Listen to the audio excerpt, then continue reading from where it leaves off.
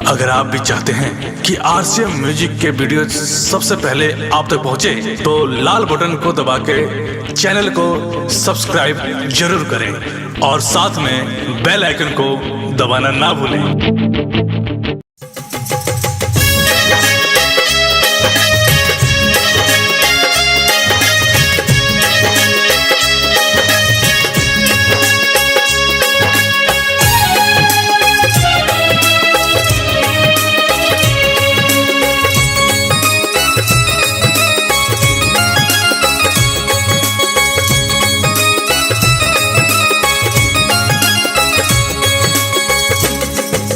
आइए मैं आपको एक कहानी सुनाने जा रही हूँ जिसमें स्वर स्मिता सिंह जी ने दिया है और ये कहानी ज्योति रघुवंशी द्वारा बताई जा रही है। आइए सुनते हैं इस कहानी को।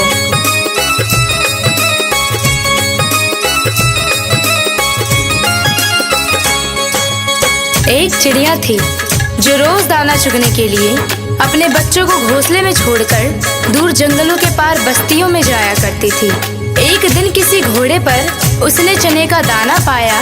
वह उसे लेकर चक्की में दरने के लिए गई। दाल दरते दरते एक दाल खूंटे में फंसी रह गई। एक ही दाल बाहर निकली। चिड़िया ने उसे निकालने की अपनी ओर से बहुत कोशिश की, लेकिन वह सफल नहीं हो सकी। चिड़िया बढ़ई के पास गई और उससे खूंटे में फंसी दाल बाहर निकालने को कहा। बढ़ई कुछ और काम कर रहा था, इसीलिए उसने ध्यान नहीं दिया। चिड़िया ने उससे बहुत मिन्नत की और उससे कहा, बढ़ही बढ़ही खूंटा चीरा, खूंटा में मोर दाल बा, का खाऊं का पीऊं, काले के परदेस जाऊं। बढ़ई ने उसकी एक ना सुनी और उसे दुत्कार कर भगा दिया। फिर वह राजा के पास गई। चिड़िया ने राजा से गुहार लगाई, राजा ऐसे बढ़ई को दंड दो जो मुझ जरूरतमंद की बात नहीं सुनता। राजा राजा बढ़ही डंडो, बढ़ही न खूंटा चीरे, खूंटा में मोर दाल बा, का खाऊं का पीऊं, काले के परदेस जाऊं। राजा के पास कहाँ इतनी फुर्सत थी कि नन्ही चिड़िया की बात सब काम छोड़कर सुनता। जब उसने भी विनती पर कोई ध्यान नहीं दिया तो वह रानी के पास गई और रानी से बोली, हे रानी, तुम अन्याय राजा का साथ छोड़ दो। रानी रानी राजा ते जो, राजा ना बढ़ही डंडे, बढ़ही न खूंटा चीरे, खूंटा में मोर दाल बा, का खाऊं का पीऊं, काले के परदेस जाऊं। रानी भला अपने राजा को क्यों छोड़ने लगी? रानी ने रोती बिलखती चिड़िया की एक ना सुनी और उसकी बात मानने से इनकार कर दिया। फिर गौरैया उड़ी और सांप के बिल के पास जाकर रोने लगी। बिल से निकले सांप से अपनी विनती दोहराई, सरप सरप रानी डसो, रानी न राजा छोड़े, राजा न बढ़ही डंडे, बढ़ही न खूंटा चीरे, खूंटा में मोर दाल बा, का खाऊं का पीऊं, काले के परदेस जाऊं।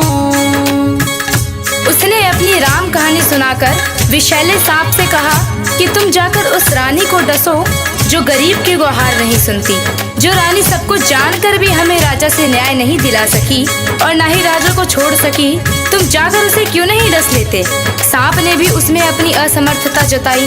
तब भागी भागी गौरैया जंगल में जा पहुंची और उसने बांस से विनती की, तुम लाठी बनकर सांप को मारो। लाठी लाठी विषधर पीटो, विषधर न रानी डसे, रानी न राजा तेजे, राजा न बढ़ही डंडे, बढ़ही न खूंटा चीरे, खूंटा में मोर दाल बा, का खाऊं का पीऊं, काले के परदेस जाऊं। बांस की लाठी भी भला उस नन्ही गौरैया के लिए उस सांप से क्यों बैर मोल लेती? उसने भी इनकार किया तो गौरैया गुस्से से भर उठी और उड़कर भर भूजे के यहाँ भभक रही आग के पास जा पहुंची और उसे ललकारा, हे आग, तुम सारे जंगल को जलाकर राख कर दो। जिसमें वह बांस के पेड़ है जिसकी लाठी गरीब और बेसहारा के लिए नहीं उठती, कोई मुझे मेरा हक नहीं दिलाता। आग ने जब सारी बात विस्तार से जाननी चाही तो गौरैया ने अपनी राम कहानी उसके आगे भी सुना दी। आग जारो जंगल ना लाठी पटवे लाठी ना विषधर मारे विषधर ना रानी डसे रानी ना राजा तेजे राजा ना बड़ही डंडे बड़ही ना खूटा चीरे खूटा में मुर्दाल बा का खाऊं का पीऊं काले के परदेस जाऊं। फिर आग ने इतनी छोटी सी बात के लिए गौरैया की बात मानकर बुरे जंगल को जलाना ठीक नहीं समझा और जंगल को जलाने से इनकार कर दिया। तो गौरैया बहुत दुखी हुई, लेकिन निराश नहीं। वह सागर के पास पहुंची और उसे अपनी पूरी बात सुनाकर आरजू की। सागर सागर आग बुझाओ आग ना जंगल जा रे जंगल ना लाठी पटवे लाठी ना विषधर मारे विषधर ना रानी डसे रानी ना राजा तेज राजा ना बड़ही डंडे बड़ही ना खूटा चीर खूटा में मुर्दाल बा का खाऊं का पीऊं काले के परदेस जाऊं। विशाल सागर भला गौरैया की इस गुहार को क्यों सुनता।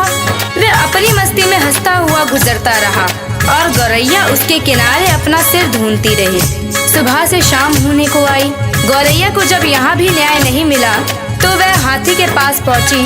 हाथी के पास उसने अभिनय की कि तुम चलकर मुझे न्याय दिलवाओ। उस समुद्र को सोख लो जो मुझ दुखियारी की हंसी उड़ाता है, बलवान होते हुए भी अन्याय के विरुद्ध खड़ा नहीं होता। जानते हो हमारे साथ क्या गुजरी है। और वह गा गा कर पूरी व्यथा कथा हाथी को सुनाने लगी।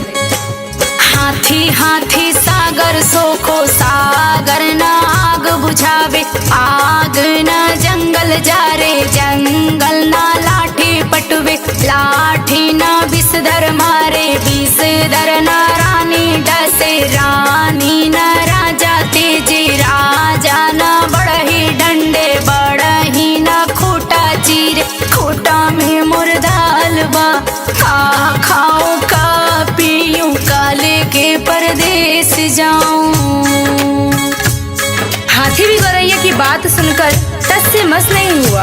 उसने भी उसका साथ नहीं दिया और उसकी बातों को हवा में उड़ाता हुआ अपने लंबे लंबे सूप जैसे कान हिलाते मस्ती में आगे निकल गया। अब नन्ही गौरैया का धीरज टूटने लगा। वह थक कर चूर हो गई थी। जहाँ की तहाँ बैठी लाचार सी होकर आंसू बहाने लगी। सारी दुनिया उसे अंधेरी दिखाई देने लगी। किस किस से उसने अपनी कहानी नहीं सुनाई, लेकिन किसी ने उसकी मदद नहीं की। बेसहारा लाचार की करुण पुकार पर कोई ध्यान नहीं देता। तभी उसके पैरों के पास एक नन्ही सी चींटी आकर उसका हाल पूछने लगी। उसने देखा नन्ही नन्ही चींटियों की एक लंबी कतार एक के पीछे एक बहुत ही अनुशासित ढंग से चली आ रही है। उसने ध्यान से देखा उनका अद्भुत संगठन और अथक परिश्रम। वे बड़ी फुर्ती तत्परता और सुनियोजित ढंग से अपना काम मिलजुल कर किए जा रही थी। चींटियों ने आकर उसे घेर लिया और गौरैया से पूरा वृत्तांत सुना। सुनकर सहानुभूति के साथ बोली, बहन, इस दुनिया में रोने गिड़गिड़ाने से काम नहीं चलता और ना ही बैठकर आंसू बहाने से कुछ होता है। हिम्मत हार कर बैठना तो कायरता है। चलो चलो हमारे साथ, हम न्याय दिलाएंगे, कोई रास्ता निकालेंगे। चलते चलते चिड़िया यह सोचती रही कि भला ये नन्ही नन्ही चींटियां मेरी क्या मदद करेंगी, जबकि बड़ों बड़ों ने मुझसे मुंह मोड़ लिया और मेरे किसी काम ना आए। खैर चलो देखते हैं, कोई तो मेरी मदद के लिए आगे आया है। चींटी बहना हमारा साथ देने चली है तो उसकी फौज भी तो है उसके पीछे। फिर घबराना क्या, देखते हैं क्या होता है। गौरैया सोचती चली जा रही थी। तभी चींटियों ने उससे कहा कि तुम किसी पास के डाल पर थोड़ी देर बैठ जाओ और देखो मैं क्या करती हूँ। कैसे पहाड़ जैसा हाथी मेरे इशारे पर नाचने लगता है और तुम्हारे काम के लिए दौड़ा दौड़ा समुद्र के पास जाता है। हिम्मत हारने से कुछ नहीं होता, मिलजुल कर जुगत लगाने से ही समस्याओं के समाधान का रास्ता निकलता है। गौरैया फिर से पास के पेड़ के डाल पर जा बैठी और चकित होकर चींटियों की असंभव सी लगने वाली बातों को कारगरों से अपनी आंखों के सामने देखती रही। चींटी धीरे धीरे हाथी के पैर से सरककर उसके कान तक जा पहुंची। हाथी अपने सूप जैसे कान हिलाता सूंड से अपने माथे पर फूंक मारता आता ही रह गया और चींटी उसके कान में घुसकर उसे तंग करने लगी और उसे समझाने लगी, बड़े बड़े बलवान यदि अपने बल अहंकार में चूर होकर दीनहीन छोटों की सहायता ना करे तो उन्हें भी भान होना चाहिए कि काम पड़ने पर छोटे भी यदि अपनी आन बान के लिए अड़ जाए तो बड़ों बड़ों के लिए संकट पैदा कर सकते हैं। अभी तो मैं अकेले आई हूँ, किंतु मेरे पीछे असंख्य चींटियों की लंबी कतार चली आ रही है। कहीं सबने एक साथ चढ़ाई कर दी तो लेने के देने पड़ जाएंगे। अपने प्राण संकट में क्यों डालते हो? मेरी नेक सलाह यही है कि तुम सीधी तरह चलकर गौरैया का काम करो, नहीं तो आगे समझ लो मरता क्या ना करता। हाथी झुंझलाहट और घबराहट में चींटी की बात मानने को लाचार हो गया। वह यह कहते हुए गौरैया के काम के लिए सागर को सोखने को तैयार हो गया।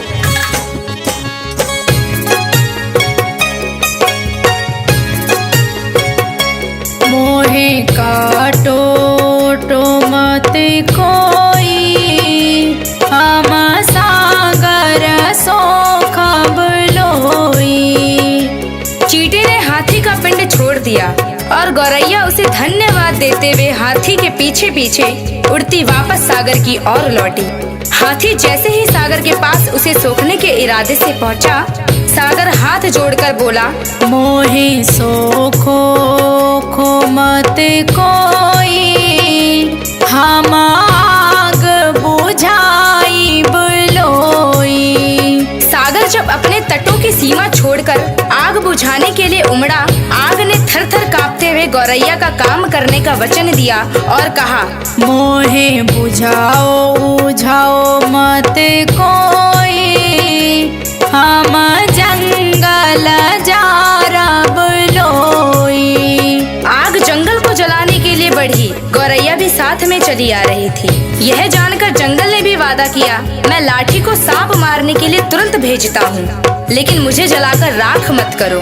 मोहे जारो वारो मत कोई, हम सारा मारब लोई।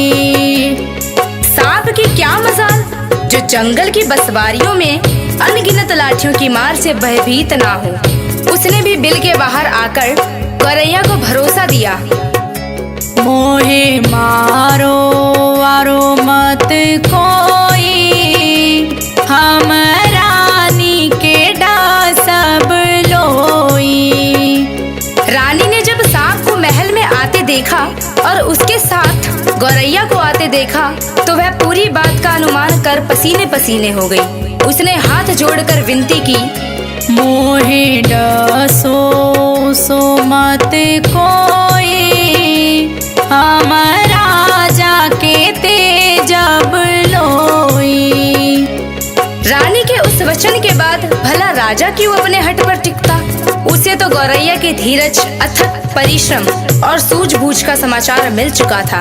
उसने अपनी लापरवाही और अन्याय के लिए क्षमा मांगते हुए फौरन बढ़ई को बुलाने का वचन दिया और कहा, मोहे तेजो जो मत कोई, हम बढ़ई के दंडब लोई। फिर क्या, बढ़ई ने राजा के सामने आकर गौरैया की बात ना मानने का अपराध कबूल किया और थर थर कांपते हुए राजा से गिड़गिड़ाकर विनती की, मोहे डंडो डो मत कोई, हम खूटा के चीरब लोई। गौरैया को और क्या चाहिए था? गौरैया बढ़ई के साथ उस चक्की के खूंटे के पास पहुंची जिसमें चने की दाल फंसी हुई थी।